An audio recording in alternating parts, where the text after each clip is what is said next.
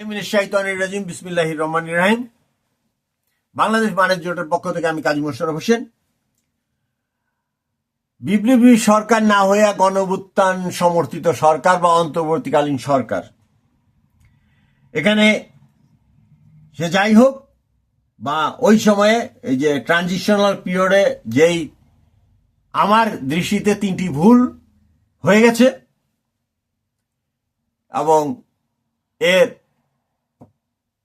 প্রেক্ষিতে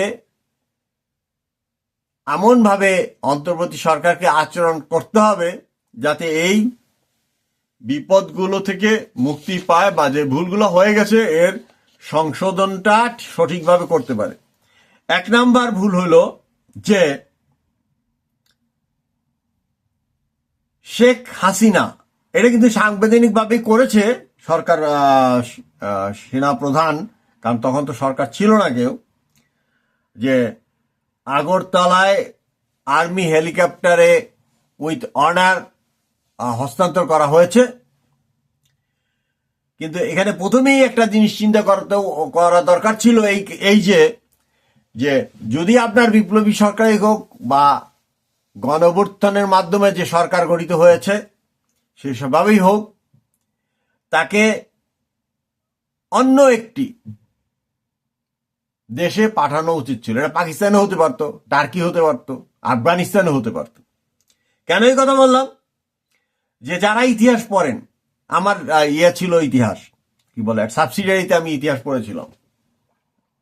সেখানে দেখা গেছে এবং কি এই যে মুঘল সাম্রাজ্যের সময় দেখা গেছে যে দেখা গেল রাজা যুদ্ধে পরাজিত হয়ে গেছে, তো পরাজিত হয়ে করছে কি পাশের রাষ্ট্রে যে সে আশ্রয় নিছে। তা আশ্রয় নিছে ঠিক আছে, কিন্তু দেখা গেছে কিছুদিন পরে সে ওই রাজার কাছ থেকে কিছু হেল্প নেয়, সৈন্য সামন্ত জোগাড় করে এবং এইভাবে কি করে সে আবার তার রাজ্য উদ্ধারের জন্য সংগ্রাম চালায় এবং অনেক সময় দেখা যায় যে তারা জয়ী হয়। এখানে আপনারা বোধহয় শব্দটা ইউজ করতেছেন প্রতি বিপ্লব। সে যাই হোক, যেমন আমার বিরোধিতা আছে যে যখন কোনো বাংলাদেশি দ্বৈত নাগরিকত্বের ক্ষেত্রে ইন্ডিয়া অথবা মায়ানমার, যে এই দুইটার সাথে আমাদের কমন বর্ডার আছে, কখনো এদেরকে দ্বৈত নাগরিকত্ব দেওয়া যাবে না। অন্য যে কোনো দেশ, এটা পাকিস্তান হতে পারে, টার্কি হতে পারে, আফগানিস্তান হতে পারে, মানে ডিটাচড হইলে কোনো সমস্যা নাই, কিন্তু টাচড হইলে অবশ্যই দ্বৈত নাগরিকত্ব দেওয়া যাবে না। একইভাবে এইখানে অনেকে মনে করেছে যে না, এই তো পাঠাই দিছি দেশের বাইরে, কিন্তু না, এটা একটি ভালো সিদ্ধান্ত না, বা এটা একটা আমার দৃষ্টিতে ভুল সিদ্ধান্ত। নাম্বার 2, প্রথমেই দেখা গেছে যে এই সরকারের একটা যুদ্ধাংদেহী মনোভাব, এটি সঠিক না। কারণ একে অন্তর্বর্তীকালীন সরকার, এই সরকার নিজেই বলতেছে অন্তর্বর্তীকালীন সরকার, কাজে অন্তর্বর্তীকালীন সরকার যুদ্ধের প্রস্তুতি নেবে, এটি মোটেও কাম্য নয়।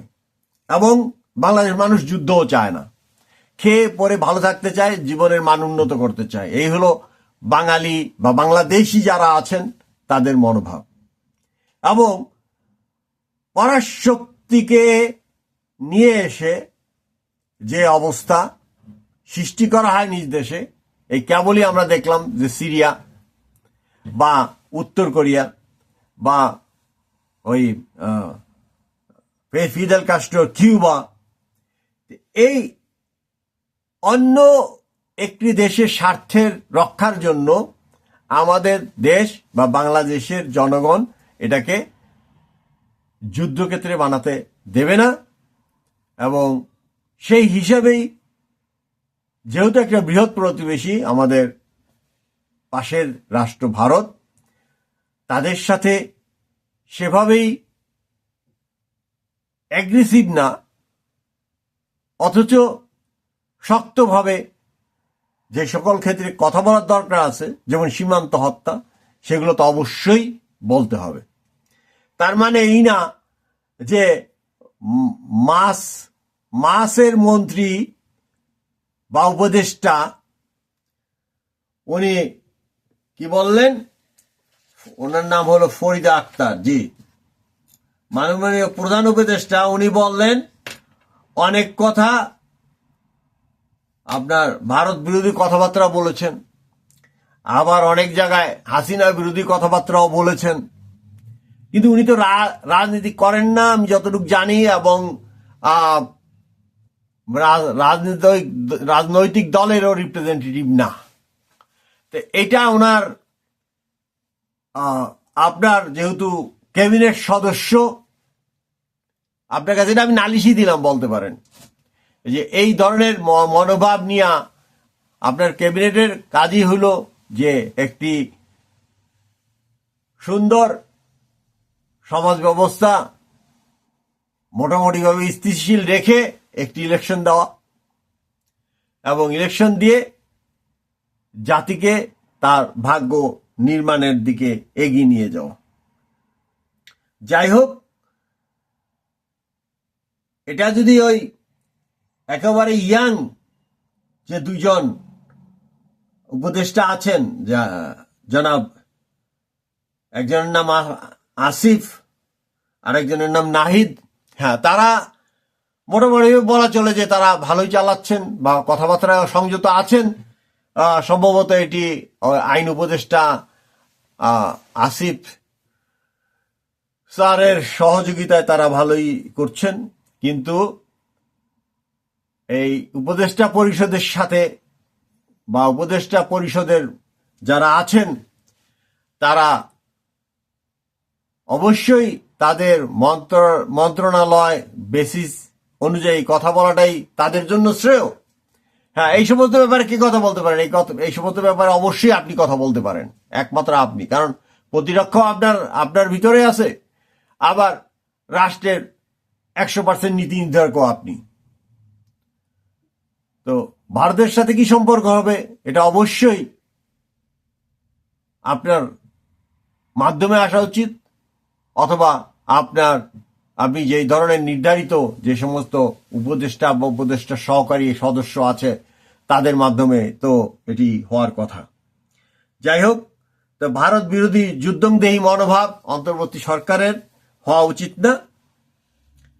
আরেকটা হলো যে যুদ্ধ যদি করতেই হয় সেটা মিয়ানমারের যে বিপুল জনসংখ্যা আছে, হ্যাঁ, সেটাও আপনাকে ওই ভারতের সাহায্য নিয়েই বা ভারতের অনুমোদন নিয়েই জড়ান, মিয়ানমারের সাথে যুদ্ধটাই জড়ান, দেখেন এনলিস্ট করেন, সাধারণ মানুষকে ট্রেনিং দিতে থাকেন, ওই আরাকানকে স্বাধীন করে দেন, এটাই হোক আপাতত। তো যাই হোক, এই